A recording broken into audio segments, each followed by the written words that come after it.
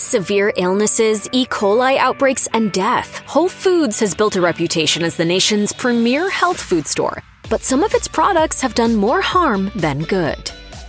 From June to August 2008, Nebraska beef recalled an astonishing 6.6 million pounds of beef due to contamination with E. coli. As a result, in August 2008, Whole Foods issued a voluntary recall of fresh ground beef in stores across 23 U.S. states, Washington, D.C., and Canada. However, this recall soon expanded to include 4 more states. In a letter from the global vice president of procurement, Whole Foods shared that its own tests found no sign of E. coli in any of its beef products. Though no illnesses were directly linked to Whole Foods, the recall hurt the company's reputation as a premier spot for safe, clean meat. In response, the chain vowed to strengthen its process for selecting beef suppliers. Where's the beef? One of the most infamous food recalls of all time concerns the Humble Peanut and the now defunct Peanut Corporation of America, or PCA. From 2008 to 2009, peanut butter and other peanut products from the PCA caused a massive salmonella outbreak that resulted in the deaths of 9 people and more than 714 sick individuals across the country. In January 2009, PCA issued several recalls, eventually recalling all products from 2 plants dating back 2 years. The recall was so widespread that the FDA recommended consumers hold off on eating any foods containing peanut butter or paste. Whole Foods, along with many companies, issued its own recalls, listing cookies, energy bars, and ice cream among the potentially affected products. In historic court proceedings, PCA owner and president Stuart Parnell was found guilty of several federal charges, including conspiracy and fraud. The 2014 decision came after it was revealed that Parnell knowingly shipped out salmonella-tainted products, making it the first time a company executive faced a federal felony conviction in a food poisoning case. While no illnesses were linked to Whole Foods specifically, the company suffered major damages, and consumers remained wary of all peanut butter for some time to come.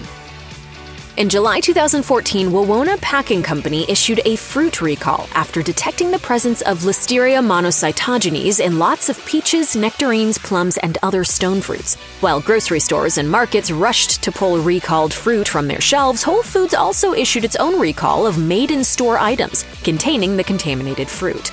Whole Foods stores in all states except Washington, Florida, and Oregon were subject to the recall. However, stores in Arizona, California, Hawaii, and Nevada were hit the hardest, as these regions sold the majority of the recalled made-in-store products. Despite the large-scale nature of these recalls, no illnesses were ever definitively connected to Walnut Packing's stone fruit.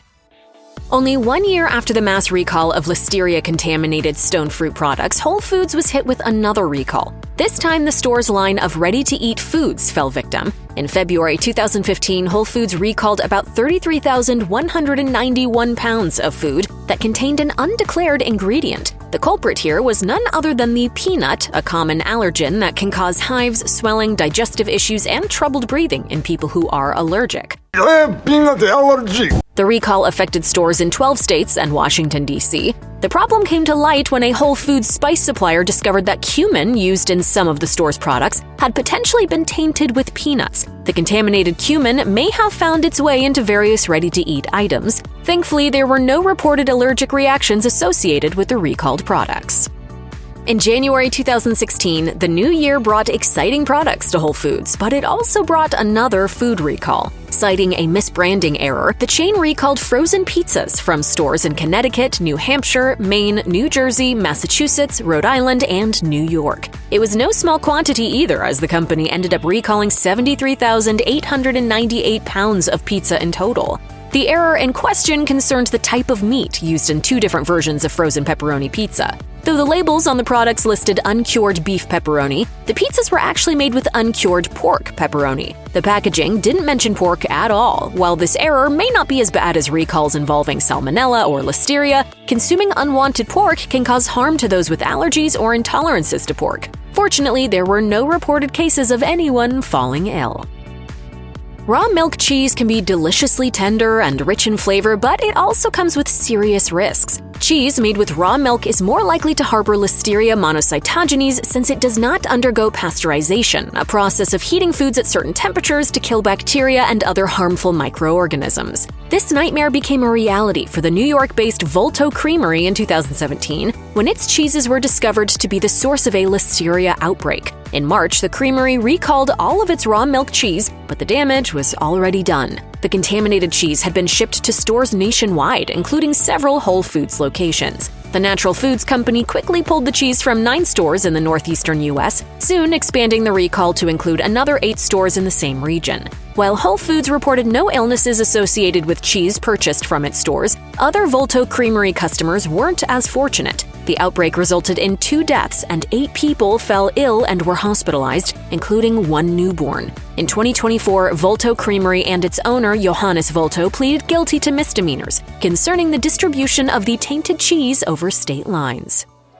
In November 2019, Mann Packing Company, Inc. announced a mass recall of vegetables sold in the U.S. and Canada due to a possible contamination with Listeria monocytogenes. The vegetable supplier, acquired by Del Monte Fresh Produce the previous year, is based in Salinas, California. However, the recall reached far beyond the Golden State, as the afflicted vegetables were sold at Whole Foods and various other stores nationwide. In response, Whole Foods recalled various foods prepared with Mann Packing produce. The long list included fresh salads and prepared in-store meals. Individual items from the store's hot and salad bars were also part of the recall, including raw and cooked vegetables. The recall wasn't limited to one region or state, as stores nationwide had received and used Mann Packing vegetables. All things considered, it's extremely fortunate that no illnesses were reported in connection to the recalls. In April 2020, right at the onset of the COVID-19 pandemic, Whole Foods faced another challenging recall. This time around, no supplier or manufacturer was at fault. Only Whole Foods was to blame for its failure to mention an ingredient in a ready-to-eat product. Minestrone soup, made with vegetables, beans, pasta, and spices, also contains milk, a common allergen. If someone with a milk allergy accidentally consumes milk, they may experience digestive problems, hives, and difficulty breathing. In all, stores in 32 U.S. states were affected by the recall. Thankfully, no adverse reactions were reported from the mislabeled soup. Hey, Frankie, make me a bowl of minestrone. It seems that cheese recalls are a common theme at Whole Foods, for in July 2021, the grocery store was notified of another listeria scare, this time concerning 2 types of cheddar from the Cahill brand. The suspects, whiskey cheddar and cheddar with porter, were sold in 44 stores across the U.S., spanning 22 different states. Whole Foods initiated the recall after the distributor's routine testing detected the bacteria. Cahill, a long-standing cheese producer based in Limerick, Ireland, launched its own recall, also pulling several additional cheese varieties in the process. In an internal investigation, Cahill was able to narrow down the source of the contamination to 1 piece of equipment in its facilities. The company announced that after removing the afflicted equipment, all tests of its products came back free of listeria. Luckily, there were no reported cases of illness linked to the recalls. Today, Cahill's cheeses are once again available at Whole Foods stores in the U.S. In April 2022, Van Law Food Products, Inc. launched a recall of its organic creamy Caesar dressing sold under the Whole Foods 365 name. The dressing, a flavorful mix of classic Caesar ingredients plus additions like shiitake mushrooms, also contained some unexpected components: soy and wheat. These add-ins were not declared on the product's packaging, creating a potentially disastrous risk for those with soy or wheat allergies. Affecting stores in 11 states nationwide, the recall initially only impacted bottles of dressing with a November Best By date. However, in September of the same year, Van Law Food Products expanded the recall to include bottles with September through June 2023 Best By dates. This second phase of the recall affected 26 states, and the error was attributed to a mix-up with another product's back label. Despite the significant recall, there were no reported illnesses or complications from the undisclosed allergens. Today, the dressing has returned to Whole Foods stores with all its ingredients clearly labeled. Not too long after Whole Foods' Caesar dressing mishap, the company found itself facing yet another allergen-related recall. In November 2023, Raw Seafoods Inc. alerted the public to the presence of undeclared milk and sesame in its lightly seasoned Atlantic salmon burgers. Although Raw Seafoods is based in Fall River, Massachusetts, the burgers were sold at Whole Foods stores all over the country. The issue came to light when a vendor noticed sesame seeds in the burgers, prompting an investigation. The burgers were processed and prepared with a long list of ingredients including panko breadcrumbs, flour, parsley, and lemon juice. However, while the product label listed soy, fish, and wheat, it failed to declare all possible allergens, posing a serious risk to consumers with sesame or milk allergies. As of August 2024, no illnesses have publicly surfaced from the recall, but the burgers have yet to return to Whole Foods stores.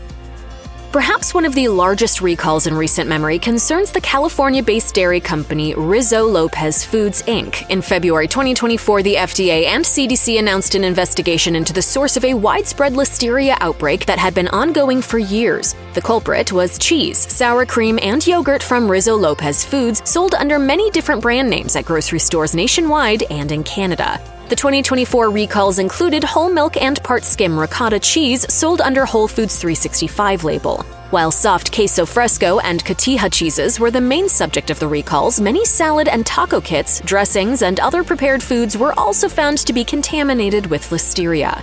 In April 2024, the CDC declared the outbreak to be over. However, the damage was already done. 26 people from 11 states became sick after consuming Rizzo Lopez products. Among the reported illnesses, 23 people were hospitalized and 2 died.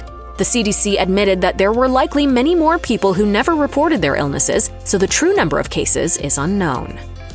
As news of the Rizzo Lopez recalls was dying down in April 2024, Whole Foods found itself entangled in another recall. This time around, organic walnuts from Gibson Farms were linked to an outbreak of E. coli. The tainted walnuts were sold primarily in bulk bins at natural food stores and co-ops in at least 19 states. The walnuts were available in the salad bars at 10 Whole Foods stores. In all, there were 13 reported illnesses from the walnuts, including 7 hospitalizations, all located in California and Washington.